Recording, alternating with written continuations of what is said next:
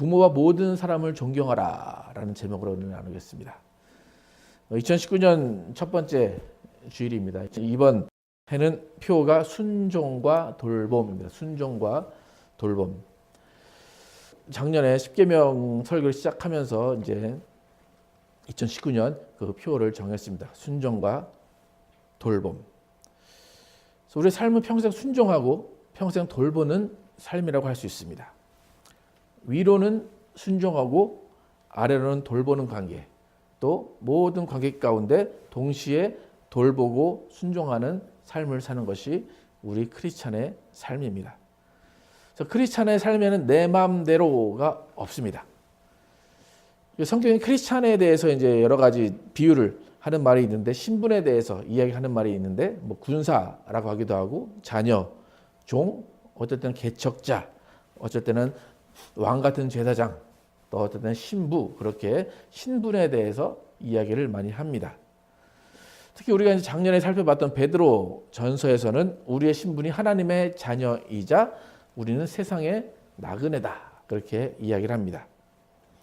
하나님의 자녀로서 순종의 삶을 살아야 되고, 나그네로서는 내 집이 아닌 다른 집에 온 손님처럼 행실을 선하게 하는 삶을 살아야 됩니다. 또한 우리가 나그네이기 때문에 또 동일한 그 나그네 삶을 이해하면서 나그네들을 돌보는, 사랑으로 돌보는 삶을 살아야 하는 것이 우리 크리스찬들입니다. 이런 모든 신분은 나와 타인의 관계성 가운데 이루어집니다. 이 세상에 관계성 없이 존재하는 사람은 아무도 없어요. 우리는 크든 작든 간에 관계성을 지니고 살아갈 수밖에 없습니다. 특별히 모든 관계의 시작은 부모와 자녀로부터 시작됩니다. 왜냐하면 우리의 인생은 누구나 누구누구의 아들 혹은 누구누구의 딸로 태어났기 때문이에요. 어떤 사람은 이제 갓난 아이를 키우기 싫고 부모가 되기 싫어서 버리는 사람들도 있는데, 그렇더라고 해도 그 아이는 또 다른 관계 속에서 부모가 주어야 하는 돌봄을 받고 살아갑니다.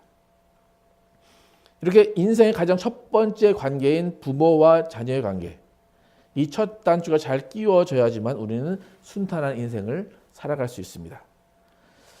그렇기 때문에 10계명 5계명인 부모를 공경하라, 이 계명에서 부모라는 단어에 주목을 해야 됩니다.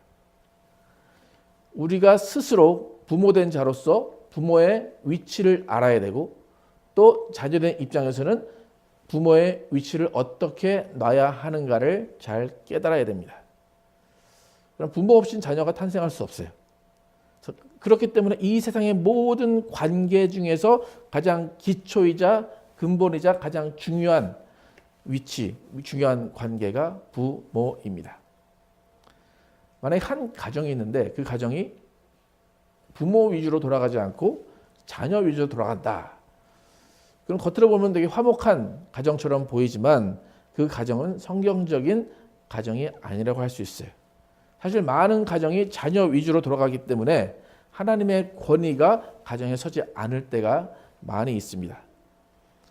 그래서 10계명의 5계명은 그 부모의 위치를 확실하게 알려주는 계명이에요. 하나님이 질서의 하나님이심을 알려주는 계명이에요. 여러분, 10계명을 모세가 이제 받았는데, 모세가 10계명을 받고 다섯 번째 계명을 딱 받았을 때 모세가 생각하는 부모의 위치는 남달랐을 거예요. 모세의 부모를 생각하면 어쩌면 모세는 낳아준 부모가 있는가 하면 또 길러준 부모가 있는 사람이에요. 그러니까 10계명을 딱 받았을 때 낳아주신 부모에게는 정말 극한 상황에서 자기를 보호해주고 숨겨준, 목숨을 구해준 그 은혜를 생각하면서 나를 낳아준 부모를 공경해야 되겠다라고 생각했을 거예요. 또 길러준 부모에게는 히브리 아이인 것을 알고도 장성할 때까지 이집트의 왕자로 키워준 그것에 대한 공경을 모세는 생각했을 거예요. 모세가 이 계명을 들었을 때 분명히 모세도 모세의 자녀들이 있었을 거예요. 그런데 이 계명을 딱 받았을 때 모세는 내 자녀들이 나를 공경해야 돼 그것만 생각한 것이 아니라 분명히 내가 부모님을 공경해야 되는구나라는 것도 함께 생각했을 거예요. 그러니까 부모의 위치, 내가 부모이고 또 내가 부모가 있고 내 자녀들이 나를 어떻게 생각할까라는 그 부모의 위치를 많이 생각할 수밖에 없었을 거예요. 그렇다면 모세는 당연히 자신을 길러준 또 자신을 낳아준 부모를 공경해야 되겠다라고 분명히 다짐을 했을 거예요. 또 자신도 부모이기 때문에 내가 우리 아이들에게 믿음을 전수하고 우리 아이들에게 하나님을 잘 믿도록 해야 되겠다라는 생각을 했을 거예요. 그럼 성경에 모세를 낳아준 부모에 대해서 그렇게 많은 정보를 주고 있지는 않는데 이 모세를 낳아준 부모에 의해서 역사가 바뀜을 알 수 있어요. 모세를 낳아준 부모가 모세를 3개월 동안 숨겨놓고 잘 보존했기 때문에 이 모세를 통해서 모든 일들이 이루어진 거예요. 히브리서 11장 23절 한번 읽어볼까요? 시작. 믿음으로 모세가 낳았을 때에 그 부모가 아름다운 아이임을 보고 석 달 동안 숨겨 왕의 명령을 무서워하지 아니하였으며. 모세가 태어나서 그 아이가 이 당시에 이제 히브리 아이를 다 죽여라 그랬잖아요. 그래서 이 당시에 이 아이를 보고 이 아이를 지켰다. 그런데 그것이 믿음으로 했다라고 성경은 이야기합니다. 그러니까 아이를 잘 보호해 준 것, 그냥 그것은 내 욕심일 수도 있었지만 성경은 그것을 믿음으로라고 이야기합니다. 또 모세는 그 믿음을 이어받아서 그의 삶을 믿음으로 살았다고 증거합니다. 24절부터 29절 함께 읽겠습니다. 시작. 믿음으로 모세는 장성하여 바로의 공주의 아들이라 칭함받기를 거절하고 도리어 하나님의 백성과 함께 고난받기를 잠시 죄악의 낙을 누리는 것보다 더 좋아하고 그리스도를 위하여 받는 수모를 애굽의 모든 보화보다 더 큰 재물로 여겼으니 이는 상 주심을 바라봄이라. 믿음으로 애굽을 떠나 왕의 노함을 무서워하지 아니하고 곧 보이지 아니하는 자를 보이는 것 같이 하여 참았으며 믿음으로 유월절과 피 뿌리는 예식을 정하였으니 이는 장자를 멸하는 자로 그들을 건드리지 않게 하려 한 것이며 믿음으로 그들은 홍해를 육지같이 건넜으나 애굽 사람들은 이것을 시험하다가 빠져 죽었으며. 모세의 부모가 믿음으로 모세를 3개월 동안 보호한 그것에 의해서 믿음으로라는 이 성경이 다 채워질 수가 있었다는 거예요. 그러니까 그 부모 덕분에, 부모 때문에 모세가 믿음의 사람으로 성경에 기록되었다는 거예요. 그러니까 아무런 의미 없이 그냥 그 아이가 잘생겨서 그 아이가 이뻐서 보호했다라고 할 수 있지만 성경은 믿음이라고 하는 그것이 중요하다고 생각하고 또 부모의 믿음이 있었기 때문에 모세가 이런 일을 했다라고 성경은 증거하고 있어요. 그러니까 부모를 공경하라 이 명령을 받을 때 우리는 내 부모의 위치가 어디에 있는가, 내가 부모를 어느 위치에 놓고 있는가, 또 부모의 믿음, 그 믿음이 자손에게 얼마나 많은 영향을 미치는가 우리는 잘 생각을 해봐야 됩니다. 만약 여러분의 부모님이 믿음을 가지시고 여러분을 믿음으로 잘 이끄셨다면 그 믿음의 간구, 그 믿음의 그 씨앗이 여러분에 심겨서 여러분이 하나님을 잘 믿고 계신 것입니다. 그래서 여러분은 여러분의 부모님을 그 믿음의 선조에 위치해 놓고 그 부모님을 공경하는 것이 마땅합니다. 혹시 믿지 않으시는 부모님을 가지고 계시다면 하나님을 만날 수 있도록 여러분이 기도해야 돼요. 그러니까 믿음의 부모의 위치에 여러분이 가실 수 있도록 기도하고 하나님께 간구해서 부모의 위치, 믿음의 부모의 위치에 갈 수 있도록 함께 노력을 해야 됩니다.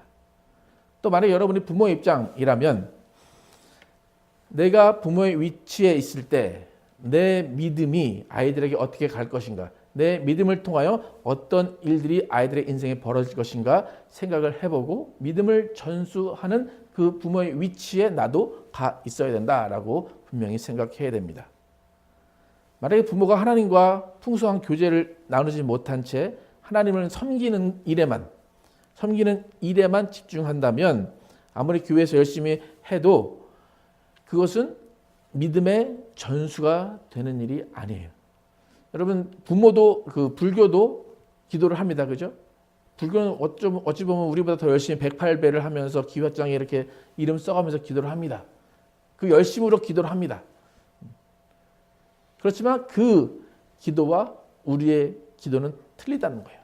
우리의 믿음은 전수가 되는 거다라는 거예요. 그러니까 부모가 하나님의 말씀에 순종하고 하나님께 순종하는 그 모습을 통해서 그 신앙의 삶이 전수가 된다는 거예요. 그래서 히브리서 기자가 말한 믿음, 이 믿음을 잘 이해하는 부모가 되는 것이 필요합니다. 믿음은 내 방식으로가 아니에요. 하나님께 순종하는 것이 믿음이고 순종하기 위해서 말씀을 보고 순종하기 위해서 기도해야 돼요. 순종하기 위해서 항상 기뻐해야 되고 순종하기 위해서 항상 감사하는 것이 필요합니다. 그래서 순종하기 위해서 하나님과 깊은 관계를 가져야 돼요. 그래서 이러한 순종의 모습 가운데 자녀들에게 믿음을 전수할 수 있다고 히브리서에 말하고 있는 거예요. 그러니까 부모의 위치가 어디에 있는가? 내가 부모의 위치를 어디에 두고 있는가? 또 내가 부모로서 어느 위치에 있는가가 가장 중요해요. 이렇게 모든 관계에서 부모의 위치가 가장 중요한 이유는 이 땅에 나를 있게 한 존재이기 때문이에요. 그래서 부모에게 순종해야 되는 이유는 나를 이 땅에 존재하게 한 존재이기 때문에 정말로 공경하고 순종하면서 그 관계를 잘 이루어 나가야지만 하나님과의 관계가 온전해질 수 있다는 거예요.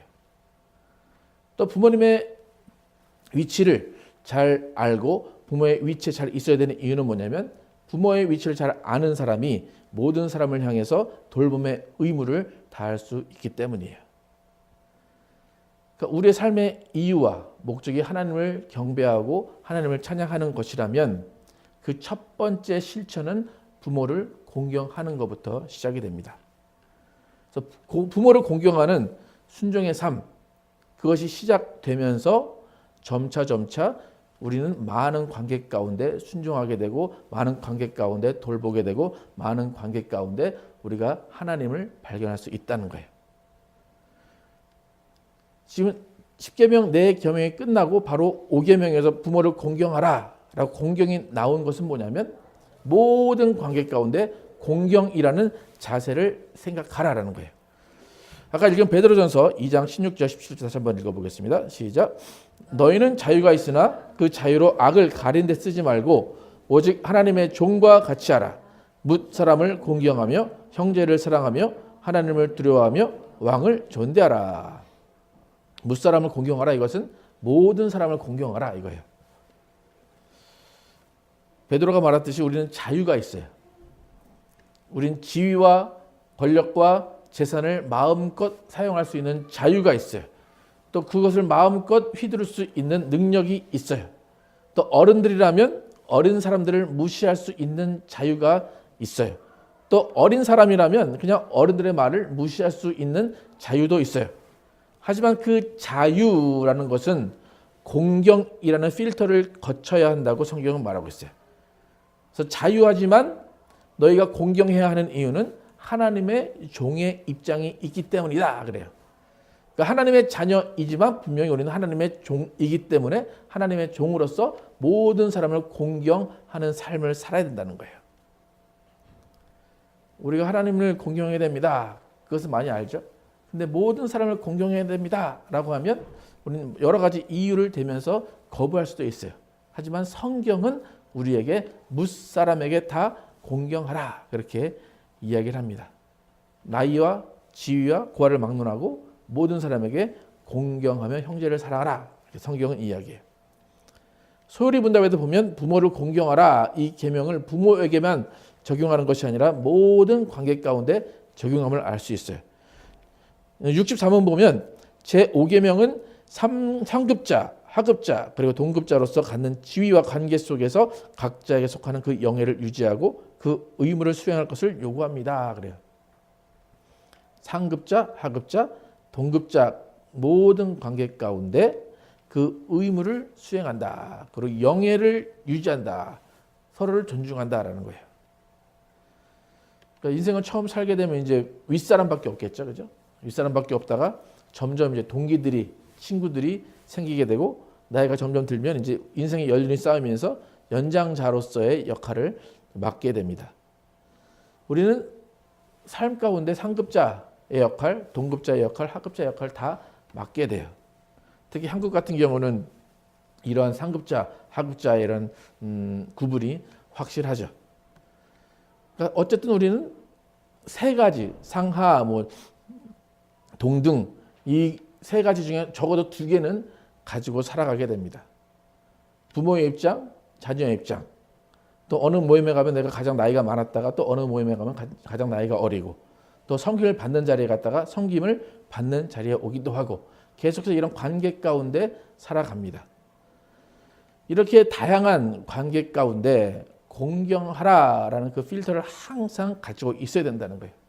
그래서 그 필터를 우리는 저번 주에 모든 일을 주께 하듯 하라라고 우리는 배웠습니다. 주께 하듯 하라, 경배하라, 찬양하라 그것도 함께 포함되지만 또 섬김과 돌보는 모습이 또 주께 하듯 하는 것에 포함이 돼요. 마태복음 25장 35, 36절 함께 읽겠습니다. 시작. 내가 줄일 때에 너희가 먹을 것을 주었고 목마를 때에 마시게 하였고 나그네 되었을 때에 영접하였고 헐벗을 때에 옷을 입혔고 병들었을 때에 돌보았고 옥에 갇혔을 때에 와서 보았느니라. 누가복음 18장 시작.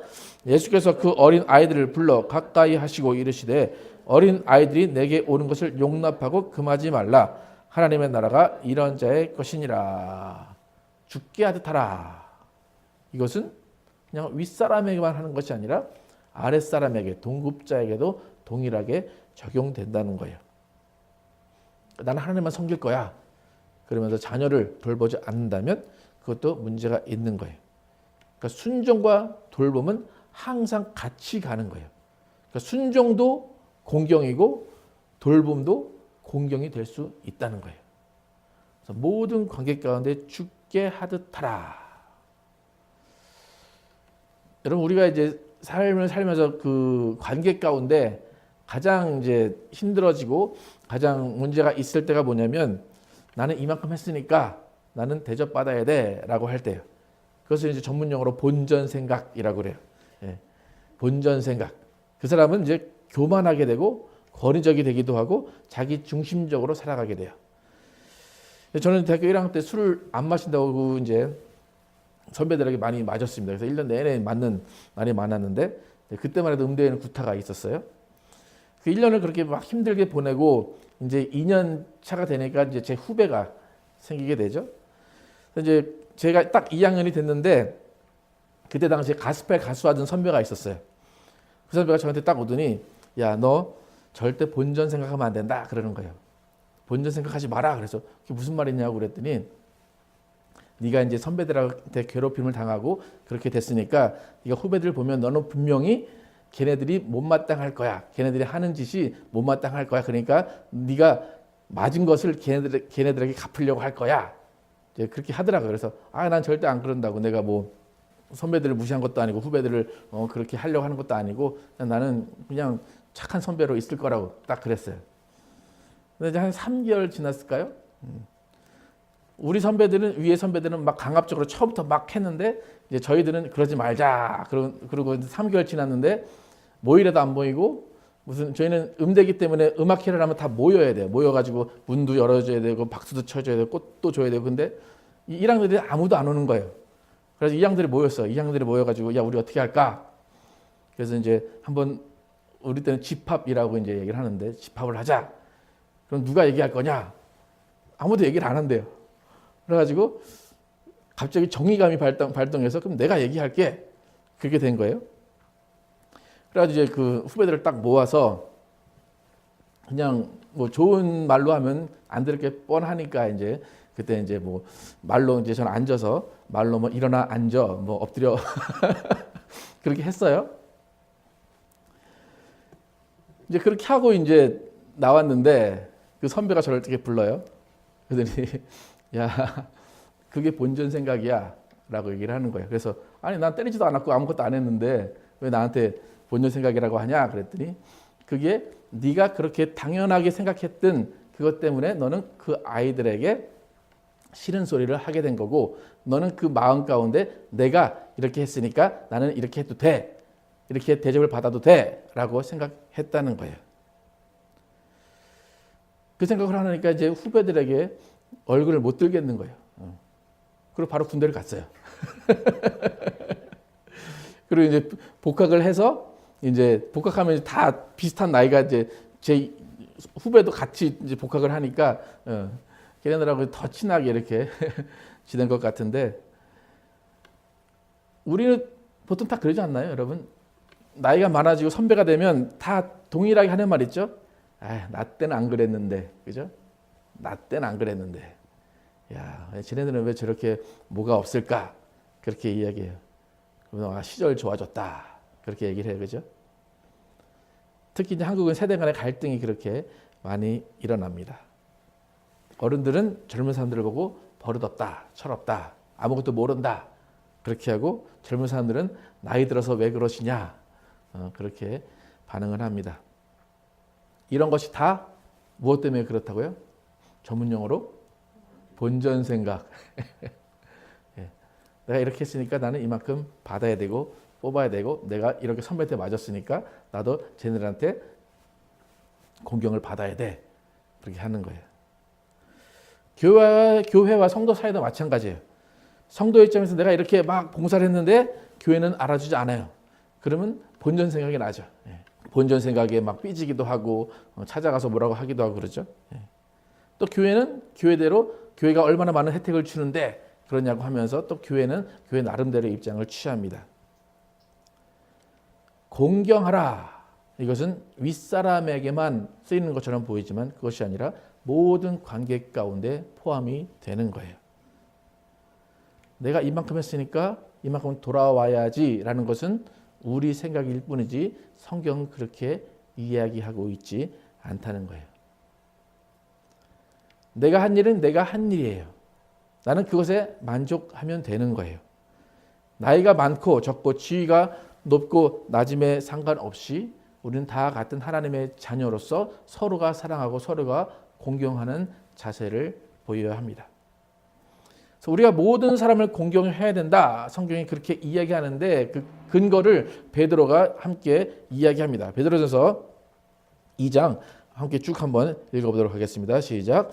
사환들아 범사에 두려워함으로 주인들에게 순종하되 선하고 관용하는 자들에게만 아니라 또한 까다로운 자들에게도 그리하라. 부당하게 고난을 받아도 하나님을 생각함으로 슬픔을 참으면 이는 아름다우나 죄가 있어 매를 맞고 참으면 무슨 칭찬이 있으리요. 그러나 선을 행함으로 고난을 받고 참으면 이는 하나님 앞에 아름다우니라.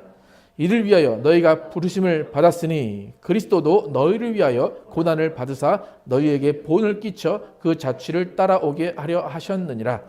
그는 죄를 범하지 아니하시고 그 입에 거짓도 없으시며 욕을 당하시되 맞대어 욕하지 아니하시고 고난을 당하시되 위협하지 아니하시고 오직 공의로 심판하신 이에게 부탁하시며 친히 나무에 달려 그 몸으로 우리 죄를 담당하셨으니 이는 우리로 죄에 대하여 죽고 의에 대하여 살게 하려 하심이라.